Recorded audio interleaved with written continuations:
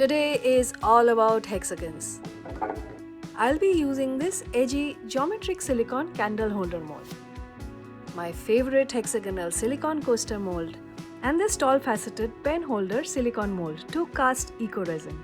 The casting powder is mixed with water by weight, so I'll be using a digital scale along with scoops and containers for both measuring and mixing.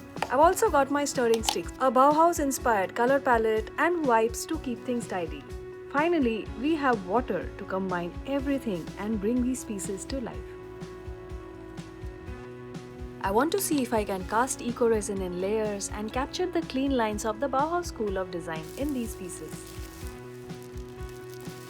I've cast this mix once before for a candle holder, but that was just a solid white piece. This time, I'm looking for something much more interesting, playing with the horizontal layering inside these edgy designs. I started with the lightest color, yellow.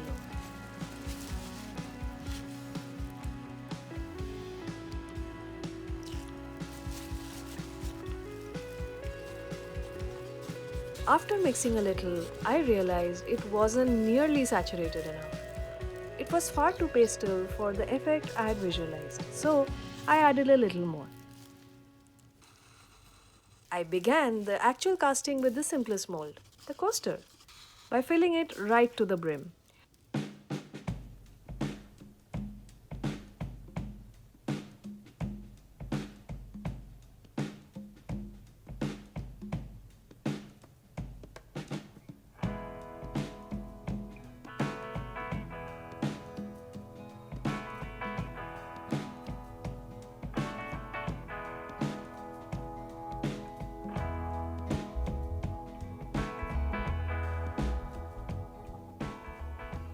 I'm just hoping it doesn't shrink too much as it dries because it looks perfectly level right now.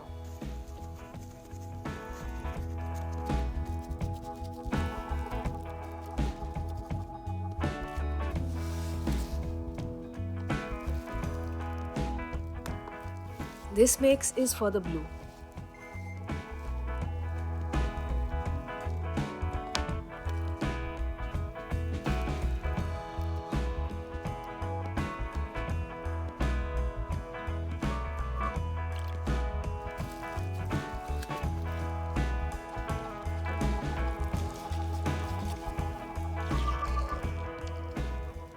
After the first round of mixing, the color seemed far too light, so I added some more color. It still looked pale, but I was determined to get the right saturation. Even adding more didn't seem to make a dent. I wanted my blue, so I decided to try and outsmart eco-resin by bringing in some navy.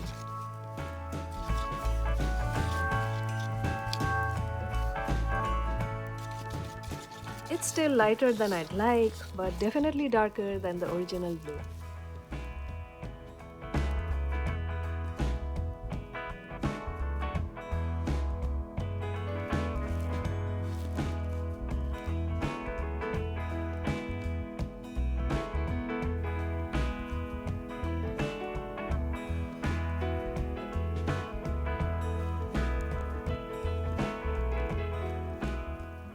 Tapping the mold is vital with eco-resin. It's the best way to let the bubbles escape. They get stuck to the surface, and tapping helps the heavier mix push them up and out as it settles.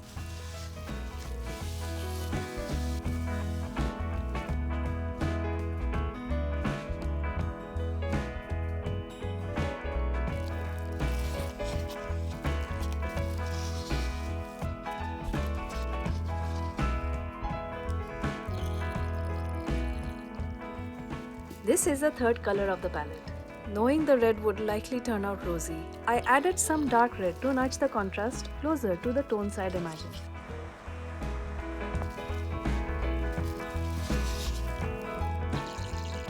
By now I realize it might be impossible to get a truly deep dark color. We'll have to see if it shifts as it sets.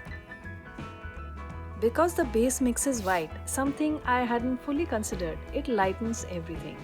I'm used to working with clear resin where the base medium is transparent and doesn't compete with the pigment, but here, the casting powder is a major factor.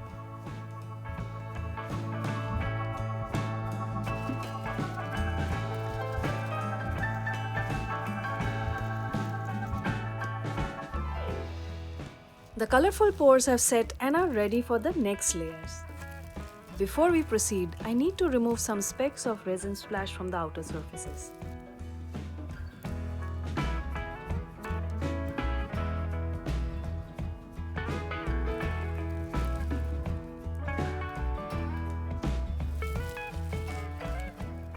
I can see the seal between the casting and the mold has broken in some places, so I expect some of the colors might bleed when I pour the next layer. I'm going to try and secure the molds with rubber bands. Hope it works.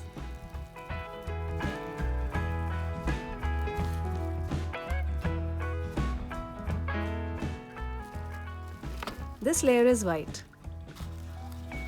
It is a great way to break the layering and the contrast of the primary colors.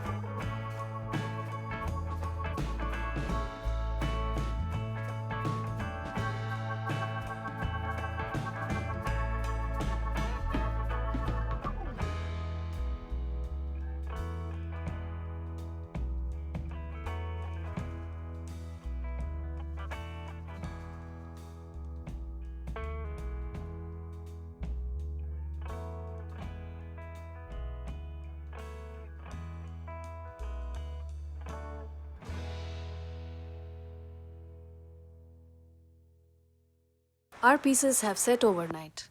The instructions say they can be demolded just after an hour, but I decided to let them rest. They worked hard yesterday.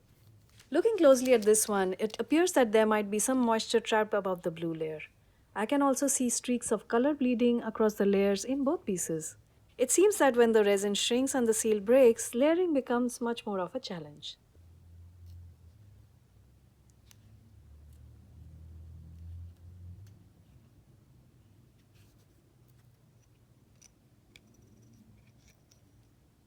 This piece is so sharp. Honestly, it looks like I could throw it at a board and it would lodge itself there like a throwing star. It's gorgeous, perfectly leveled, and the silky porcelain finish is better than I imagined.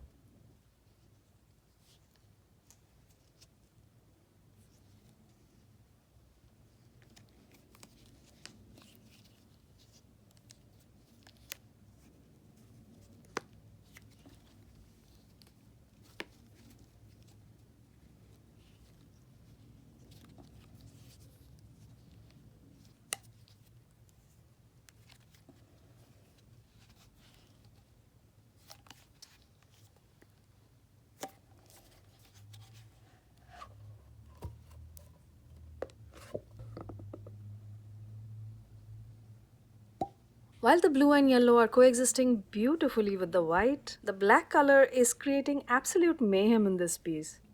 The mix was oversaturated, it seems, from the blue pigment deposit on the surface of the mold.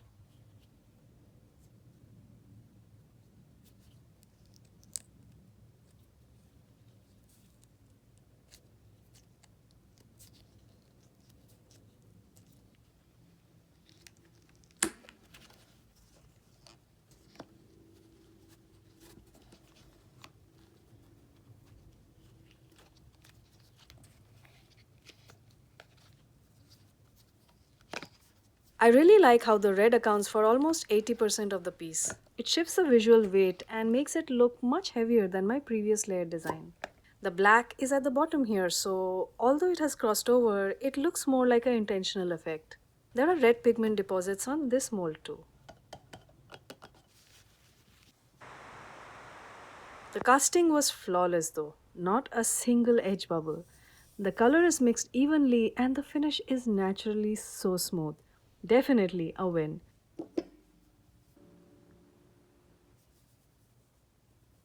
The black mix has a textured look and it is contrasting nicely with the rose red body.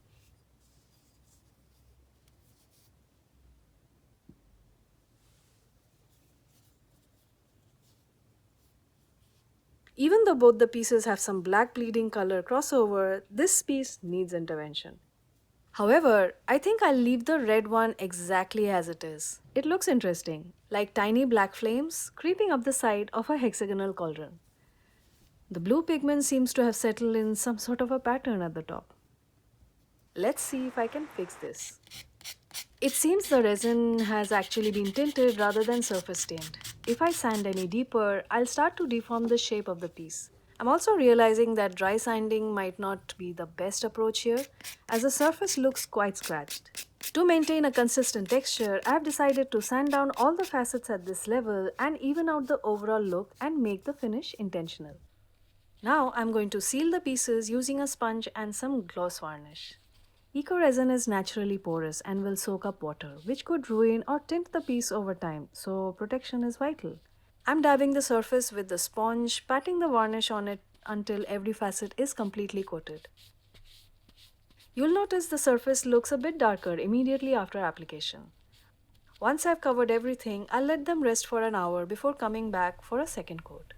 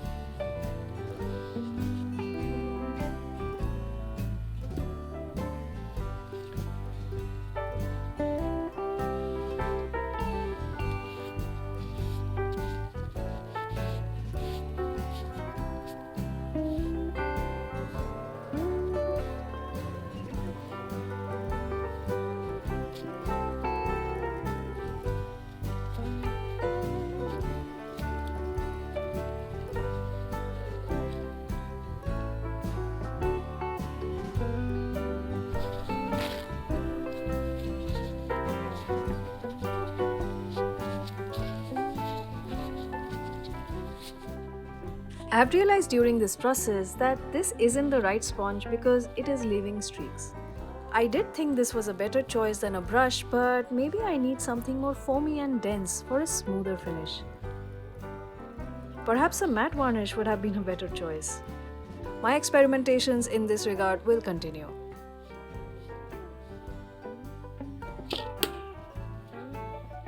Our hexagonal eco-resin set is complete. It was a bit of a mixed bag, really. The casting went well, but the pigment mixing turned out to be much more nuanced than I expected. Overall, the set has a very distinct vibe, and those familiar with Bauhaus color palette will recognize the influence at once. I also love how the coaster can be used to add another layer of height and color to the candle holder. I hope this was a fun watch. Happy crafting and have a wonderful day.